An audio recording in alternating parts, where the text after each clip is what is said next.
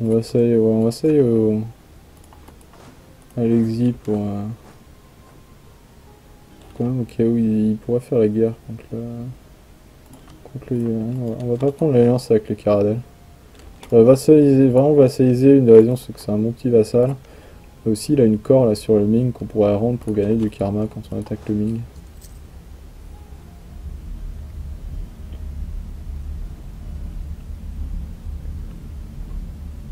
On a même des problèmes de paysans mongols, tout le pays va se révolter.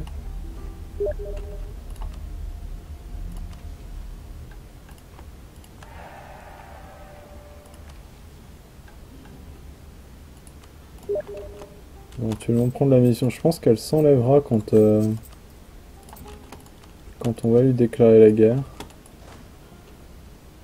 Et si elle s'enlève pas, on pourra vassaliser, ça y est, on sera lié avec lui après en fait.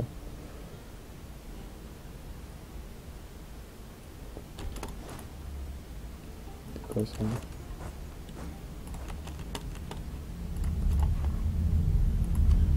Voilà. On va essayer un peu de relation avec lui.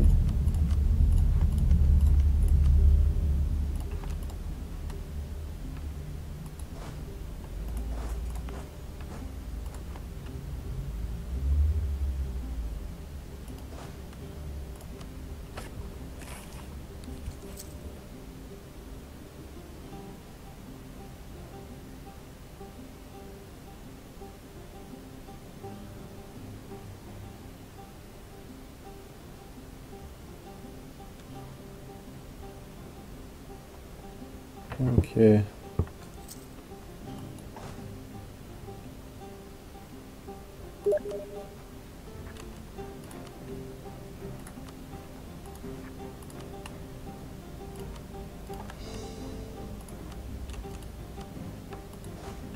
Voilà, on attend vraiment juste les rebelles là, pour s'occuper d'eux.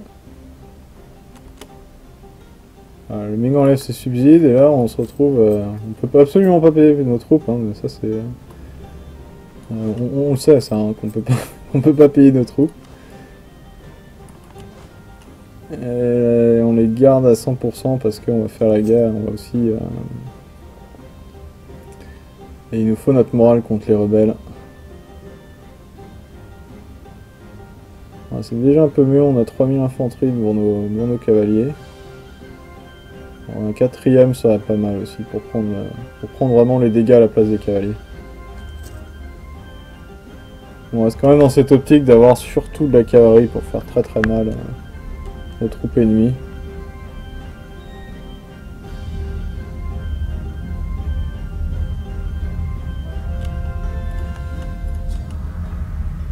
Alors, cette scène c'est fait.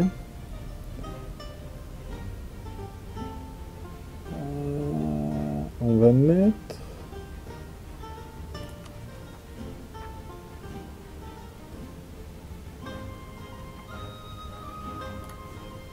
Pas payer toutes les corps rapidement de toute façon à niveau point ennemi. On va mettre... On va essayer de convertir Govi. En fait, au lieu d'avoir des rebelles Oirat, ça va passer en rebelle Tengri.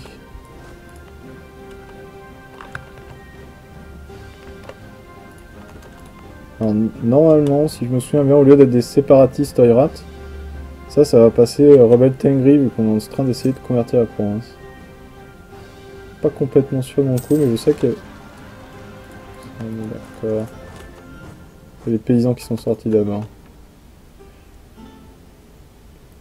Faut y aller parce qu'ils vont augmenter l'autonomie dans la province. C'est encore plus rapide étant donné qu'il n'y a pas de... Pourtant qu'il y a plus loin de faire les sièges, les peuples de rebelles vont en général toujours vous capturer la première province où ils pop, à moins que vous ayez déjà votre... Voilà, plus 10 autonomie, à moins que vous ayez déjà votre armée dessus, les peuples de rebelles prennent directement les provinces. Ce qui peut être assez dur, les Airats me font un peu peur, parce que s'ils ont 2-3 stacks qui sortent, ils vont tous prendre les provinces et aller foncer sur la capitale après.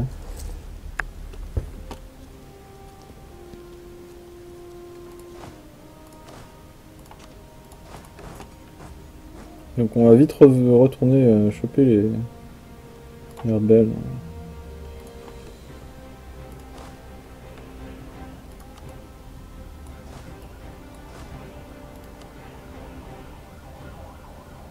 On verra de payer encore plus de réparation, il va vraiment pas avoir beaucoup de sous.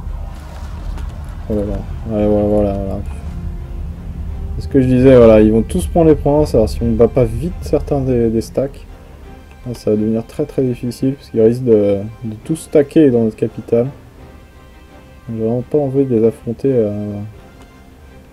le 23. Ils n'auront même pas le temps, eux, ouais. Bon, on va essayer de battre le gros là. Le gros des armées. Voilà, c'est de la montagne en plus, donc on a un malus de -2. Ah, ici, tout ça c'est de la montagne. Et heureusement ils ont un chef juste avec un en choc, donc ça va compenser un peu le malus de montagne.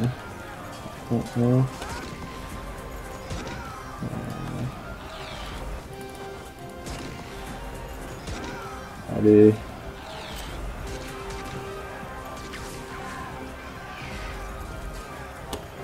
7 contre 4, c'est bon ça. On perd quand même pas mal d'amis.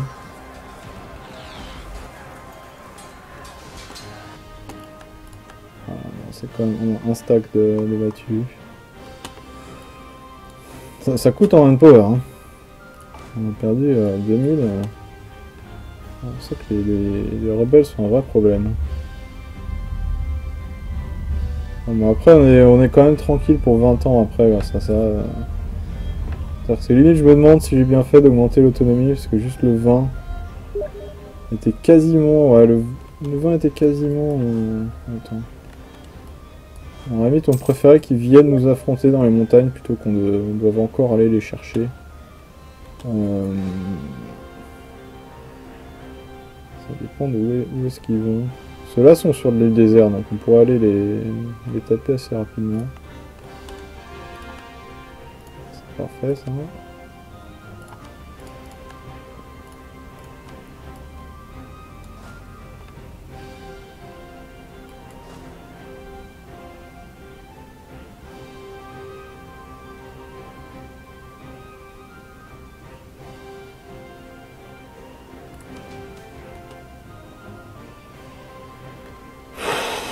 Oh là là.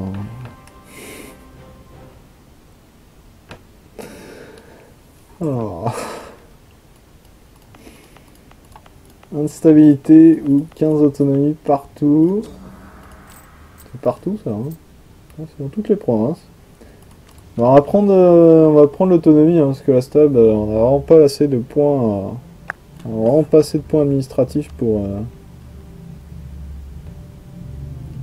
se permettre de perdre de la stab, surtout avec tous les événements de stabilité qui traînent. Déjà les événements normaux, c'est déjà assez susceptible de perdre de la stab, alors en plus avec certains événements de horde, on s'attendrait à ce que vraiment on ait encore plus. Bon, ça fait mal, hein, mais c'est comme ça. Ouais, ça en a un beau 40.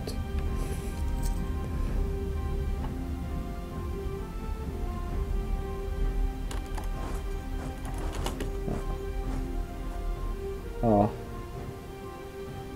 Il faut qu'on se dépêche. J'aurais mieux fait de rester là parce que... Ah. De toute façon, eux, on n'aura pas le temps d'aller les chercher.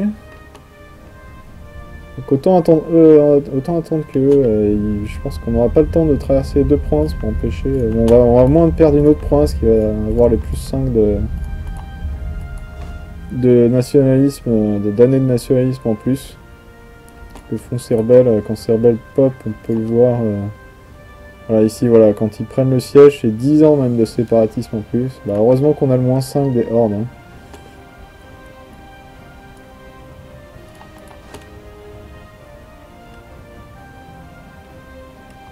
Normalement, eux devraient être assez faciles à battre. Étant donné qu'on est sur une montagne là. J'aime assez bien ce mode de... C'est le mode qui va avec Sick Border et Recolored Water. Il y a un extra qui s'appelle Translucid Political Map qui permet de voir un peu le terrain en dessous de la Political Map. J'avoue que j'aime bien la map de terrain aussi, même si elle n'est pas très pratique pour voir les pays.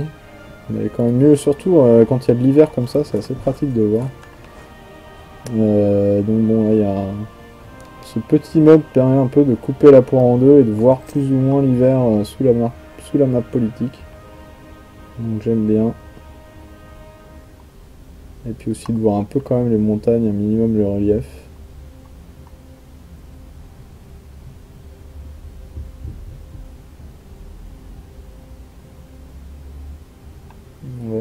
On va attendre un petit mois. Voilà, on va attendre un petit mois histoire de vraiment renforcer nos troupes et puis on finit cela. Ensuite on va reprendre les provinces et maintenant qu'il y a moins 20 de nord-est, on est assez tranquille, ça va permettre de convertir tout ça tranquillement. Alors, ah bah, oui, alors, avec le plus 15 d'autonomie qu'on a eu en événement, on est vraiment très très haut, ces provinces valent absolument rien. C'est formidable, voilà, ça a baissé notre force limite de 12 à 10 à cause de toute cette autonomie qu'on a eu sur toutes nos provinces. C'est vraiment pas idéal. Ce que je vais faire...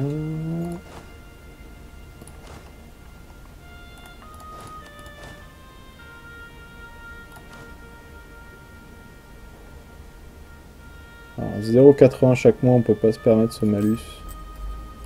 C'est vraiment dommage. Autant enlever l'infanterie comme on préfère de toute façon avoir garder notre manpower pour la cavalerie. Ça. On va enlever aussi les mercenaires, oui on dit dans le chat. On va enlever les mercenaires, ça coûte beaucoup trop cher pour l'instant. Surtout qu'on a quelques emprunts, on a 4 emprunts à payer, là ça commence à être assez dur vraiment. Attendez, bon ça repousse un peu nos guerres là, j'aurais bien aimé sauter tout de suite sur Caradel. Il est allié avec le Tibétain maintenant, on a peut-être mieux fait... mieux fait de s'allier avec lui, je suis pas sûr. On va se garder l'option, on va éviter de le mettre rival, comme ça on garde l'option de s'allier éventuellement si on veut.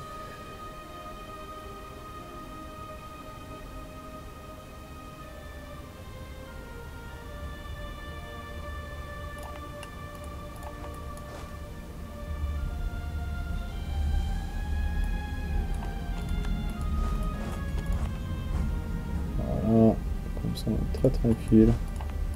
Je pense qu'il n'était même pas nécessaire d'augmenter l'autonomie pour essayer de réduire les révoltes en fait. Étant donné qu'on... Même en augmentant l'autonomie, on a eu les révoltes assez vite, c'était pas très utile en fait de payer les... On apprend de ses erreurs aussi, mais là c'était vraiment pas très utile d'augmenter l'autonomie parce que de toute façon ça n'a pas empêché l'arrivée des révoltes. Et une fois qu'il y a la révolte, on a moins 20 pendant 10 ans, ce qui est assez pour que le séparatisme s'en aille. C'est pas dit qu'avec le moins 20 on aurait... Ouais, alors... c'était peut-être quand même pas mal parce que même avec le moins 20 en fait on aurait été au-dessus. On aurait eu des révoltes à cause des conversions. Bon, peut-être pas tant que ça, je pense. Alors, ils n'ont toujours pas fini la guerre. Ça va vraiment être un problème ces blocs manchous là. Ils sont assez forts.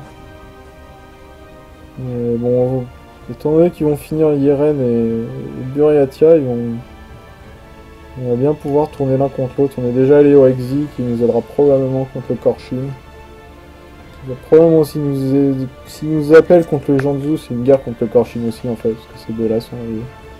Bon, on va voir comment ça se passe sur le front Est.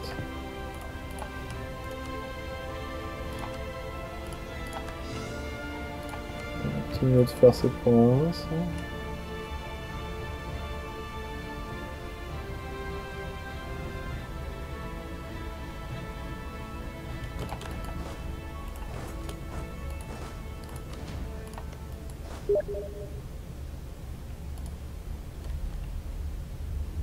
quand même lancer quelques clèmes sur le Corchine. Il y a une province avec des Kalkas qui sont l'une de nos cultures acceptées, ça j'en ai pas parlé, mais on accepte les Kalkas étant donné que... il y a en fait vraiment pas beaucoup de provinces mongoles dans le jeu. Ouais, ça, c'est les seuls mongols du jeu. Bon, il y a les chars, il y a les Kalkas. Les Oïrats aussi. C'est très multiculturel tout ça. Et tout ça, c'est le groupe altaïque là. Quand même un assez gros. Bon, ça a l'air assez gros, mais tout ça c'est extrêmement pauvre. Hein, donc c'est pas très utile. Enfin, on sera quand même très content de les prendre pour aller faire la guerre en Europe et en Perse.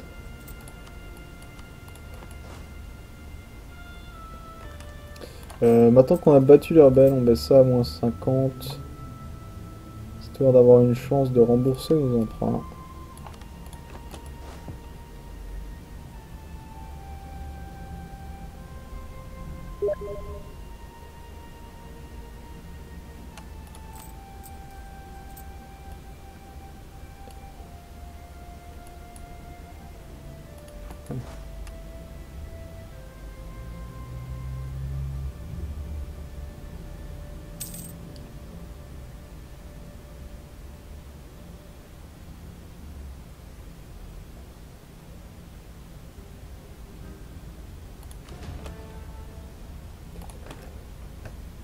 Je vais faire une pause ici. Je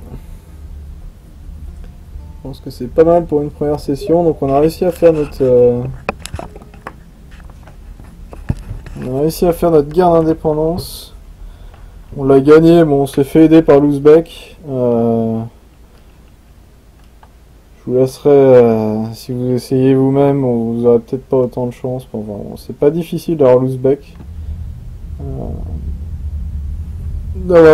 Qui supporte l'indépendance puisqu'il est très souvent rival de l'Ayrat. Mais même le Karadel peut suffire parce que il peut juste aller sur la capitale et puis si pendant ce temps l'Oirat est chez vous et que vous vous battez un peu contre lui, pendant ce temps l'Oirat peut très bien prendre juste la capitale et juste la province capitale suffit pour signer l'indépendance en fait. On avait vraiment pas besoin de toutes les autres provinces. Bon, ça nous a quand même permis de faire un bon début en prenant 5 provinces à l'Oirat. Ce qui nous met vraiment devant lui et ce qui nous lance bien dans cette première décennie de jeu. Je vais faire une pause ici. Bon, le live stream recommencera. Je pense pas qu'il y ait grand monde de toute façon de nuit. Et puis sinon, je mettrai toutes les vidéos un peu entrecoupées pour pas faire des sessions trop longues.